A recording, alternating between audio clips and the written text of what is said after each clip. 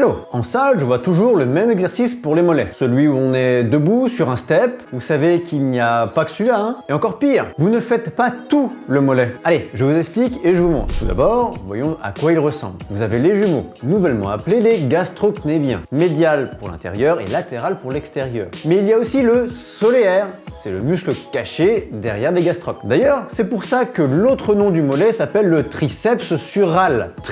3 ceps chefs. Donc 3 chefs musculaires qui se réunissent sur le tendon d'Achille. D'ailleurs, si vous ne connaissiez pas le solaire, je vous laisse mettre un like. Et si tu veux d'autres infos sympas, je te laisse t'abonner à la chaîne. Bon, comment les travailler chacun? Pour les gastrocs, c'est facile. C'est le fameux mouvement qu'on voit partout en salle. Mais savais-tu que la manière dont tu mets tes pieds a une influence sur le chef travaillé? Si tu mets les pieds vers l'intérieur, tu travailles davantage le chef latéral. Pour la position des pieds à l'extérieur, c'est le chef médial. Bon, du coup, le solaire, on le recrute comment?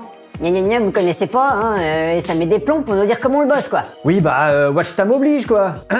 Eh bien, le solaire, ça va être le même mouvement des pieds, mais en position assise. En effet, dans cette position, on inhibe les gastrocs au profit de ce dernier. En salle, il existe des machines très pratiques, mais sinon, il faut mettre des disques sur nos genoux. Petite précision pour nos mouvements de mollet. Surtout, descendez et ressentez que vous frôlez l'étirement en bas du mouvement. L'étirement stimule davantage l'hypertrophie lors d'un exercice de musculation. De plus, lors de l'exécution, faites le mouvement lentement. Vous ne devez surtout pas rebondir. Vous avez à présent toutes les clés pour travailler vos mollets. On se retrouve pour d'autres sujets en vidéo. Ciao!